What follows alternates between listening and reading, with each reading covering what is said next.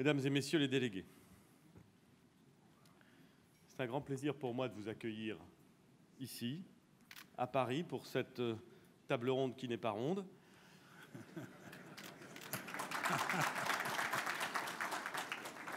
Mais qui va, et c'est l'essentiel, nous offrir l'opportunité d'exprimer notre soutien à l'égard du Tchad. Par ma présence, je tiens à exprimer tous mes vœux de réussite à cet événement et à saluer le travail de préparation considérable réalisé par les autorités tchadiennes. Comme vous le savez, comme nous le savons tous, le Tchad évolue dans un environnement régional instable, avec des crises en République centrafricaine, en Libye, au Darfour, avec une menace persistante du groupe Boko Haram dans le bassin du lac Tchad. Le pays est confronté à d'importants défis de développement, à de fortes contraintes sécuritaires, climatiques, migratoires et humanitaires. En dépit de toutes ces contraintes, le Tchad démontre un engagement ancien, constant et déterminé pour la paix et la sécurité régionale. Je veux ici saluer son rôle actif au Sahel et dans le bassin du lac Tchad.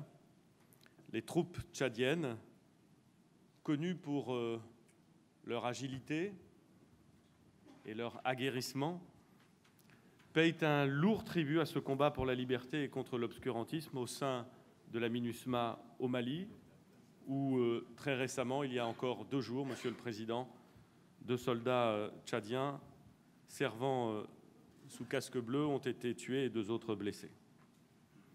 Ou bien dans le cadre de la force multinationale mixte contre Boko Haram. Qu'elles en soient ici sincèrement remerciées, elles illustrent l'engagement qui est le vôtre, Monsieur le Président, et qui est celui de votre pays, au service d'une cause commune. Le Tchad accueille sur son territoire plus de 400 000 réfugiés, ce qui en fait un des premiers pays d'accueil en Afrique. C'est évidemment un effort considérable. La France soutient cet effort et a octroyé 3,5 millions d'euros d'aide humanitaire d'urgence en 2016. Cet engagement pour la sécurité et la solidarité régionale a un coût. Il a un coût direct pour le Tchad, mais il a en vérité un coût collectif pour l'ensemble de ceux qui partagent les intérêts que vous portez.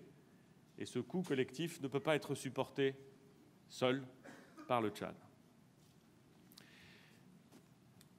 Je ne voudrais pas vous parler trop de ma famille, mais enfin, Monsieur le Président, ma grand-mère, pour qui j'avais beaucoup d'admiration, disait toujours que c'était dans les moments difficiles que l'on reconnaissait ses amis.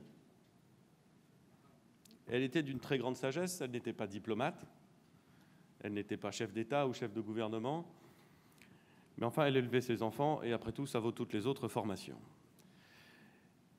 L'événement qui nous réunit aujourd'hui va nous montrer et va nous démontrer combien cet adage ancien est juste.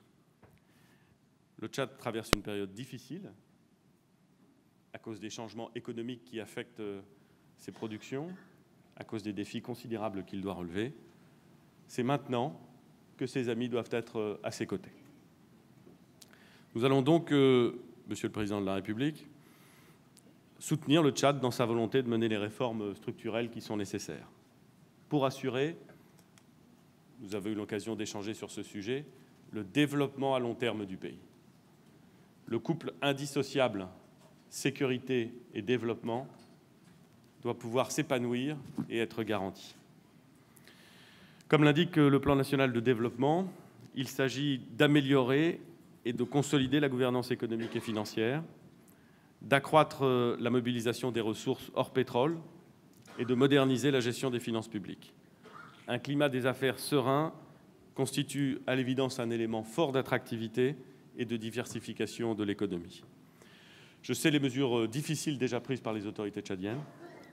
Je les encourage à poursuivre ces efforts, notamment pour la mise en œuvre des engagements pris dans le cadre du nouveau programme avec le FMI, dont je salue la conclusion et qui offrira au Tchad un niveau plus élevé d'accès au financement.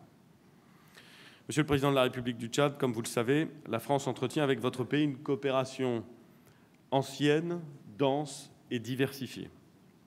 L'appui aux populations les plus vulnérables, l'amélioration des conditions de vie quotidiennes, le développement du capital humain et l'insertion socio-économique des jeunes sont au cœur de notre action. Nous sommes également actifs dans le domaine sécuritaire, en soutien aux forces tchadiennes, notamment à travers l'action de la force Barkhane, dont l'état-major est à N'Djamena. Nous sommes déterminés à poursuivre ces efforts et je peux vous annoncer l'octroi d'une aide de 223 millions d'euros pour l'appui à la mise en œuvre du plan national de développement tchadien sur la période 2017-2021.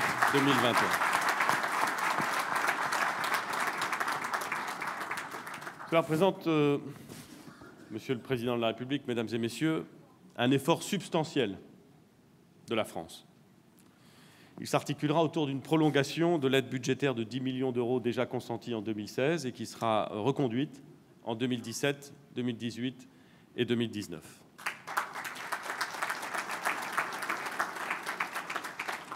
De plus, 40 millions d'euros en prêts concessionnels de soutien budgétaire seront accordés en 2017 dans le cadre du nouveau programme du FMI. L'Agence française de développement augmentera son engagement, qui atteindra un montant de 146 millions d'euros sur les 5 prochaines années, soit en moyenne de l'ordre de 29 millions d'euros. Enfin, notre coopération de sécurité et de défense atteindra pour sa part un montant de 7 millions d'euros sur la période 2017-2018. S'y ajoutera, Monsieur le Président, un renforcement de notre action dans les domaines des migrations, conformément aux conclusions de la réunion de travail qui s'est tenue à Paris le 28 août à l'invitation du Président de la République. Messieurs les Présidents, Mesdames et Messieurs, la France est déterminée à poursuivre son appui au Tchad et à l'accompagner sur le long terme sur le chemin d'un développement durable et inclusif au bénéfice de la population tchadienne et de la sécurité régionale. Ces annonces que je suis heureux de formuler aujourd'hui, Monsieur le Président, en votre présence, ont pour objet de nous permettre d'atteindre des objectifs qui sont d'intérêt commun. La distance géographique entre nos deux pays ne doit pas masquer la proximité humaine et l'intérêt collectif qui nous saisit. Ces actes permettent de démontrer cet intérêt collectif. Je souhaite à cette conférence et à cette table ronde tout le succès qu'elle mérite.